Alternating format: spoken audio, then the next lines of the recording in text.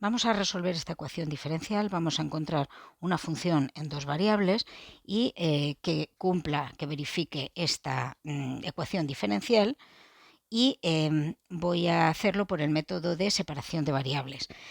Voy a suponer, por hipótesis, que nuestra función u de x se puede escribir como dos factores separados, un factor que dependa solamente de la x y otro factor que dependa solamente de la y. Es una función en dos variables y voy a suponer que se puede escribir con factores separados, como en este caso.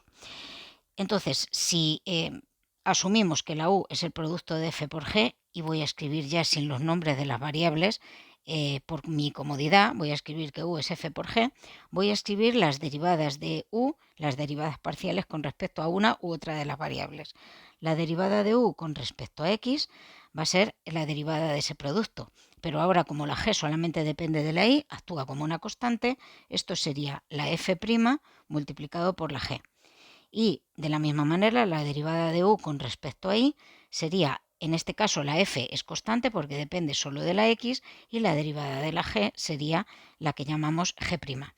Como en mi ecuación diferencial no aparecen derivadas de segundo orden, ya tengo todas las derivadas, voy a sustituir. Esto sería 3, la derivada de u con respecto a x es f' multiplicado por g, más 2 multiplicado por la derivada de u con respecto a y, que es f multiplicado por g', e igual a 0. Ahora lo que quiero es separar las variables, voy a escribirlo en variables separadas. Para eso voy a dividir entre el producto de f por g, para que desaparezcan las que no están, desaparecen o no desaparecen nada. Perdón, para que no haya un factor solamente f o g. Esto es, si divido entre f por g, el primer sumando me quedaría 3f' partido por f, porque la g desaparece, más 2 multiplicado por g' partido por g, y esto es igual a 0. Llevando el segundo sumando al otro miembro, tendré 3f' partido por f es igual a menos 2g' partido por g, y aquí lo que tengo es dos expresiones, la primera de las cuales depende solamente de la x y la segunda depende solamente de la y. Para que puedan ser iguales, esto solo es posible si no aparece ninguna x y ninguna y. Es decir, esto solo es posible si estas expresiones son iguales a una constante, a un número que voy a llamar lambda, un número perteneciente a un cuerpo, al que yo voy a llamar lambda.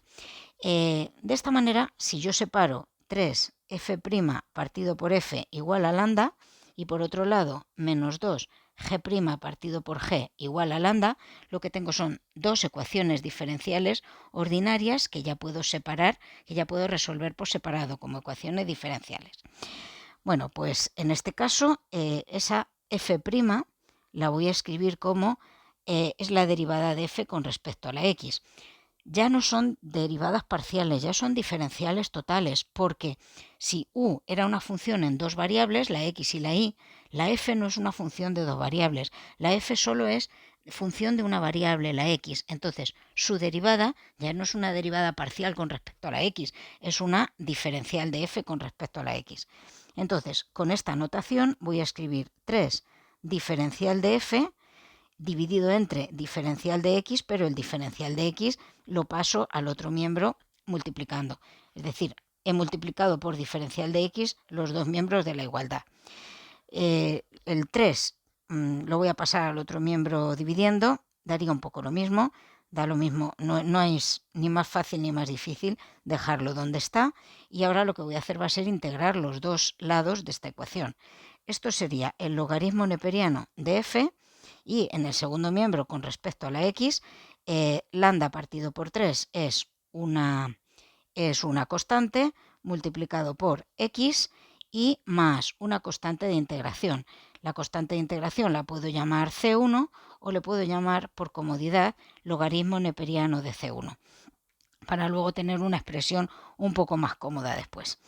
Esto sería el logaritmo neperiano de f menos el logaritmo neperiano de C1, lo puedo escribir como el logaritmo neperiano de un cociente de f dividido entre C1 es igual a lambda partido por 3 multiplicado por x, y tomando aquí exponenciales puedo escribir que f dividido entre C1 es e elevado a lambda partido por 3 por x, y este C1, para no tenerle aquí dividiendo, le paso al otro miembro multiplicando. Ya tengo el primer factor.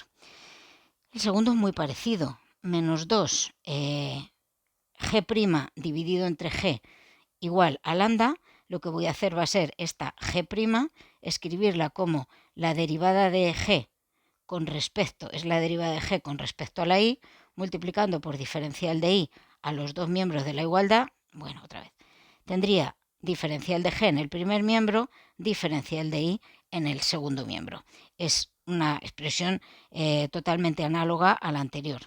Ahora, esto es diferencial de g dividido entre g, es lambda dividido entre menos 2 multiplicado por diferencial de y. Integrando los dos miembros, logaritmo neperiano de g es menos lambda partido por 2 multiplicado por y, más una constante de integración que prefiero llamarla logaritmo neperiano de c sub 2. En el primer miembro tengo el logaritmo neperiano de g menos el logaritmo neperiano de c sub 2, es el logaritmo neperiano de un cociente, g dividido entre c sub 2, y en el segundo miembro menos lambda partido por 2 igual a y.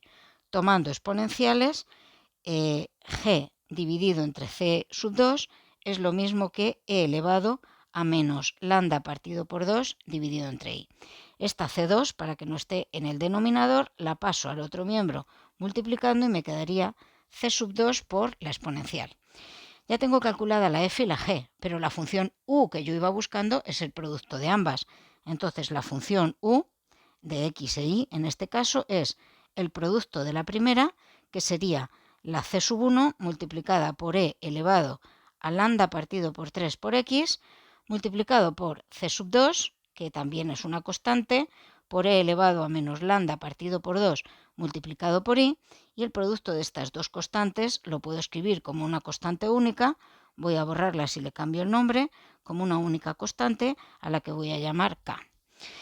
Ya tenemos una aproximación a la solución general. Ahora tenemos condiciones iniciales en el enunciado que u de x0 es igual que 4 por e elevado a menos x. Es decir, que cuando la y vale 0, la función u en este caso sería 4 por e elevado a menos x. Lo vuelvo a escribir aquí, u de x0 es igual a 4 por e elevado a menos x, y voy a sustituir para calcular esa k que teníamos antes. Entonces, cuando la y es igual a 0, lo que tengo es u de x0, es decir, 4 por e elevado a menos x, es igual que k multiplicado por la e elevado a lambda partido por 3 multiplicado por x y multiplicado por e elevado a 0, porque ahí le estamos dando el valor 0, e elevado a 0 es igual a 1, me quedaría una expresión como esta, de donde puedo deducir, al igualar esas dos expresiones, que la k es igual a 4 y además que lambda partido por 3 es igual a menos 1, con lo que lambda es igual a menos 3. Y ya sí que puedo ir a la solución general que teníamos y decir que la función u de xy que estábamos buscando es igual a k, que es en este caso 4, multiplicado por e elevado a lambda partido por 3, pero lambda es menos 3 tercios multiplicado por x, y por e elevado a menos 3 medios, menos 3 medios, positivo, multiplicado por y. O escrito de otra manera, 4 por e elevado a menos x más 3 medios de y. Esta es la función u que estábamos buscando y que soluciona la ecuación diferencial.